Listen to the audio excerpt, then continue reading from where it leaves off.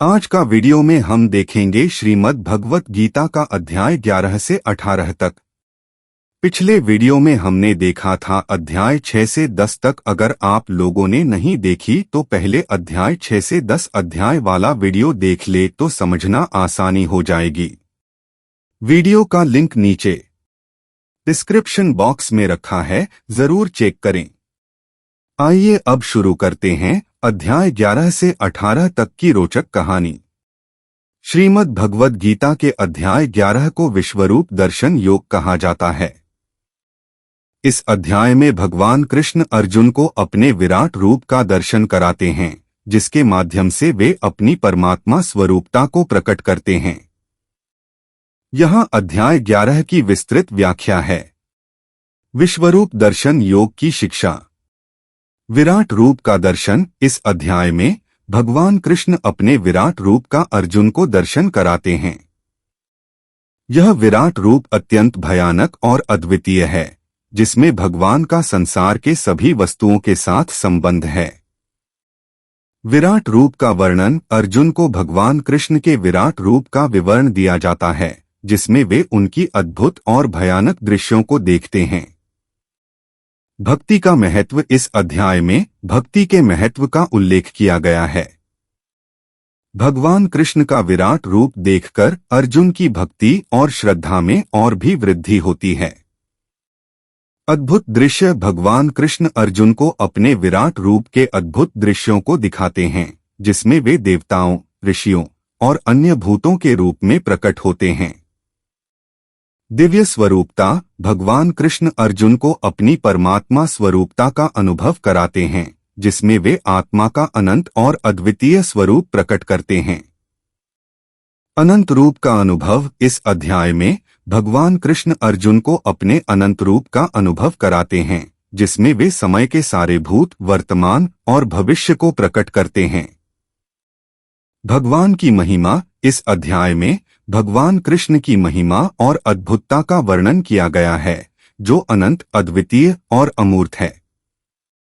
श्रद्धा का परिणाम। अर्जुन के द्वारा भगवान कृष्ण के विराट रूप का दर्शन करने के बाद उनकी श्रद्धा और भक्ति में वृद्धि होती है। अध्याय 11 में भगवान कृष्ण अर्जुन को अपने विराट रूप का दर्शन कराते हैं, जिसके माध्यम से वे अपनी परमात्मा स्वरूपता को प्रकट करते हैं। इस अध्याय में भक्ति, श्रद्धा और भगवान के प्रति समर्पण के महत्व को प्रमोट किया गया है। श्रीमद् भगवद गीता के अध्याय 12 को भक्ति योग या प्रेम भक्ति योग कहा जाता है। इस अध्याय में भगवान कृष्ण अर्जुन से भक्ति के विभिन्न प्रकारों और उनके लाभों के बारे में बात करते हैं। यहाँ अध्याय 12 की विस्तृत व्याख्या है। भक्ति योग की शिक्षा। भक्ति का महत्व। भगवान कृष्ण अर्जुन से भक्ति के महत्व के बारे में बात करते हैं। वे कहते हैं कि भक्ति ही सबसे उत्तम और सरल मार्ग है, जो भगवान की प्राप्ति में सहायक होती है। भक्ति के प्रकार। भगवान कृष्ण अर्जुन से भक्ति के 3 प्रकार का वर्णन करते हैं: सात्विक, राजसिक और तामसिक। सात्विक भक्ति में भक्त का शुद्धता और समर्पण होता है। राजसिक भक्ति में भक्त का इच्छा शक्ति से भगवान की प्राप्ति होती है। और तामसिक भक्ति में भक्त की भयानक शक्ति या क्रोध से भगवान की प्राप्ति होती है। उपासना का मार्ग। भगवान कृष्ण अर्जुन से भक्ति मार्ग के 3 प्रमुख उपायों का वर्णन करते हैं: भक्ति में प्रेम, सेवा के माध्यम से भक्ति और साकार या निराकार भक्ति। भक्ति के लाभ। भगवान कृष्ण अर्जुन को भक्ति के लाभों का वर्णन करते हैं, जिसमें शांति, परमात्मा का साक्षात्कार और मोक्ष की प्राप्ति शामिल है। भक्ति के गुण। भगवान कृष्ण अर्जुन को भक्ति के सात्विक गुणों का वर्णन करते हैं, जैसे कि तृप्ति, शांति और अहिंसा। भक्ति का सामर्थ्य। भगवान कृष्ण अर्जुन से भक्ति के सामर्थ्य का वर्णन करते हैं, जिसमें वे कहते हैं कि भक्ति से भक्त को सभी दुखों से मुक्ति मिलती है। अध्याय 12 में भक्ति के विभिन्न प्रकारों का वर्णन किया गया है और उनके लाभों की चर्चा की गई है। यह अध्याय भक्ति के मार्ग को समझने और भगवान के प्रति समर्पण की महत्वपूर्ण शिक्षा देता है। श्रीमद् भगवद गीता के अध्याय 13 को क्षेत्रज्ञ विभाग योग कहा जाता है। इस अध्याय में भगवान कृष्ण अर्जुन को शरीर और शरीर के भेद के बारे में विस्तार से बताते हैं, जो उसके आत्मा के रूप में स्थित हैं। यहाँ अध्याय 13 की विस्तृत व्याख्या है। क्षेत्रज्ञ विभाग योग की शिक्षा। क्षेत्र और क्षेत्रज्ञ का वर्णन। इस अध्याय में भगवान कृष्ण अर्जुन को शरीर के भेद के बारे में बताते हैं। वे कहते हैं कि शरीर को क्षेत्र कहा जाता है और जो उसके भेद को जानता है वह क्षेत्रज्ञ है। क्षेत्रज्ञ की पहचान। भगवान कृष्ण अर्जुन से आत्मा के रूप में स्वयं को पहचानने की सलाह देते हैं। उन्हें बताते हैं कि वह शरीर से भिन्न, अनंत, निर्मल और अज्ञेय है। क्षेत्र का वर्णन। भगवान कृष्ण अर्जुन को शरीर के रूपों का वर्णन करते हैं, जैसे कि पंचभूत, मन, बुद्धि और अहंकार। गुण और क्षेत्रज्ञ। भगवान कृष्ण अर्जुन से क्षेत्रज्ञ के गुणों का वर्णन करते हैं, जिसमें वे कहते हैं कि अहंकार के अनुसार ज्ञान, क्रिया और भावनाओं को विभाजित किया जा सकता है। क्षेत्रज्ञ का स्वरूप। भगवान कृष्ण अर्जुन को क्षेत्रज्ञ के स्वरूप का विवरण करते हैं, जो आत्मा के रूप में स्थित है और अविनाशी है। आत्मा की प्राप्ति। भगवान कृष्ण अर्जुन से आत्मा की प्राप्ति के लिए ध्यान और साधना का मार्ग बताते हैं, जिसमें श्रद्धा, ध्यान और सेवा की भूमिका बहुत महत्वपूर्ण है। अध्याय 13 में आत्मा के रूप में स्थित क्षेत्रज्ञ की अनुभूति और उसके अज्ञान का नाश करने के मार्ग का वर्णन किया गया है। यह अध्याय आत्मज्ञान की महत्वपूर्ण शिक्षा देता है और आत्मा के स्वरूप को समझने के लिए मार्गदर्शन प्रदान करता है। श्रीमद् भगवद गीता के अध्याय 14 को गुणत्रय विभाग योग कहा जाता है। इस अध्याय में भगवान कृष्ण गुणों के 3 प्रकार, सात्विक, राजसिक और तामसिक के विवरण करते हैं और उनके प्रभावों को समझाते हैं। यहाँ अध्याय 14 की विस्तृत व्याख्या है। गुणत्रय विभाग योग की शिक्षा। गुणों का वर्णन। भगवान कृष्ण अर्जुन को गुणों के 3 प्रकार, सात्विक, राजसिक और तामसिक के विवरण करते हैं। वे गुणों के स्वरूप, लक्षण और प्रभावों को समझाते हैं। सात्विक गुण का वर्णन करते हुए भगवान कृष्ण उसकी प्रमुख लक्षणों को बताते हैं, जैसे कि ज्ञान, ध्यान और साम्यभाव। राजसिक गुण के लक्षणों का वर्णन करते हुए भगवान कृष्ण उसकी प्रमुख विशेषताओं को बताते हैं, जैसे कि क्रोध, काम और लोभ। तामसिक गुण के लक्षणों का वर्णन करते हुए भगवान कृष्ण उसकी प्रमुख गुणों को बताते हैं, जैसे कि अज्ञान, अहंकार और निंदा। गुणों के प्रभावों का वर्णन करते हुए भगवान कृष्ण उनके प्रभावों को समझाते हैं, जैसे कि सात्विक गुण से ज्ञान की प्राप्ति, राजसिक गुण से कर्मबल और तामसिक गुण से अज्ञान और मोह। गुणातीत स्थिति। भगवान कृष्ण अर्जुन से गुणातीत स्थिति का मार्ग बताते हैं, जिसमें वे कहते हैं कि अधिक सात्विक गुण की प्राप्ति से व्यक्ति गुणों से परे होता है और ब्रह्मा धारण करता है।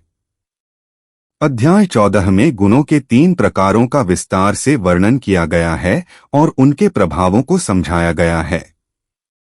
यह अध्याय भगवान के उपासकों को आत्म साक्षात्कार के मार्ग की समझ प्रदान करता है।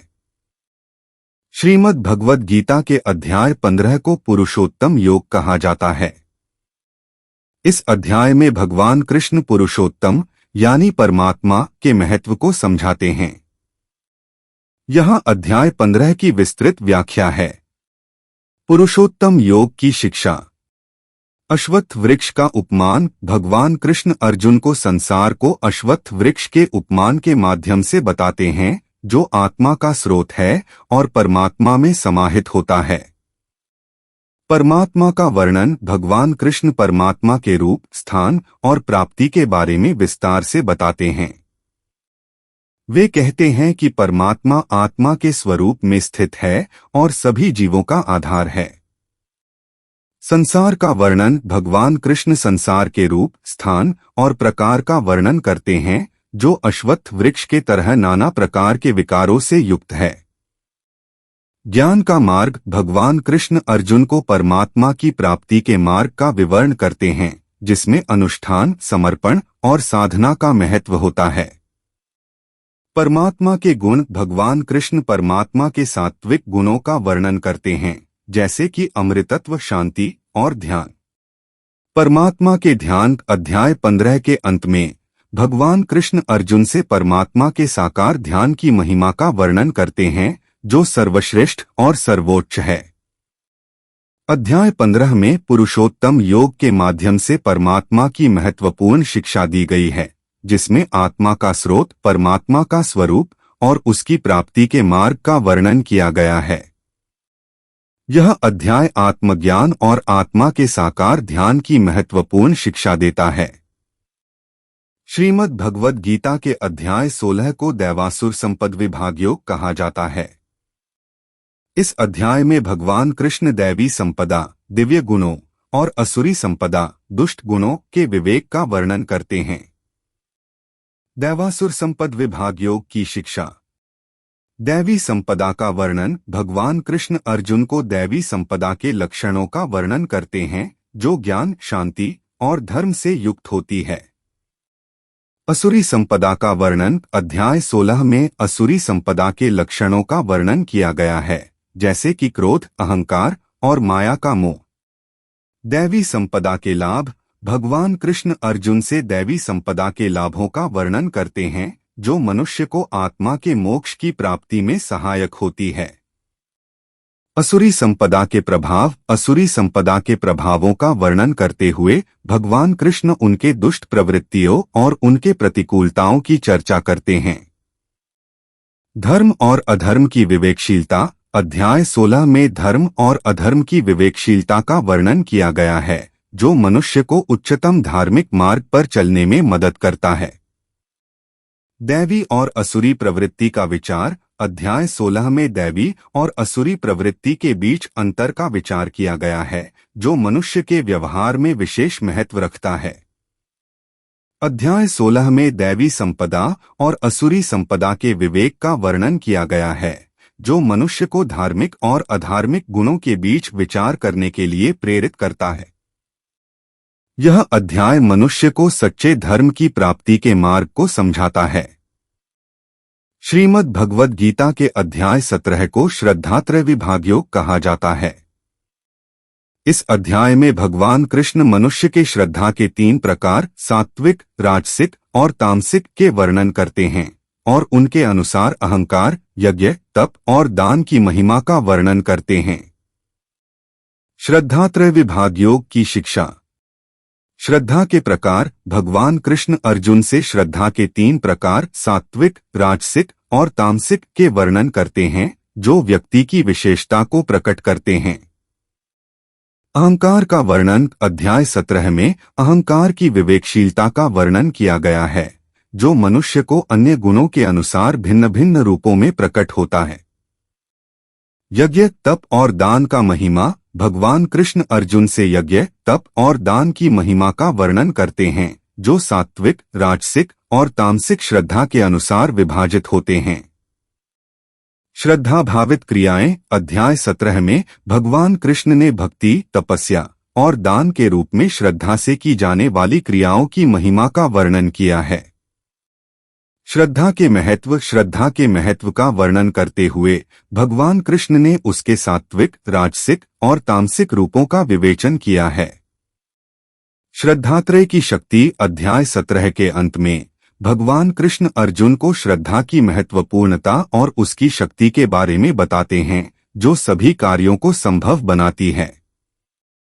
अध्याय 17 में श्रद्धा के महत्व, उसके रूप और उससे होने वाले कर्मों की महिमा का वर्णन किया गया है। यह अध्याय श्रद्धा की महत्वपूर्णता को समझाता है और व्यक्ति को सच्चे धर्म के पथ पर चलने के लिए प्रेरित करता है। श्रीमद् भगवद गीता के अध्याय 18 को मोक्ष संन्यास योग कहा जाता है। इस अध्याय में भगवान कृष्ण अर्जुन को मोक्ष के लिए 2 प्रमुख मार्गों कर्मयोग और संन्यास के बारे में बताते हैं। मोक्ष संन्यास योग की शिक्षा।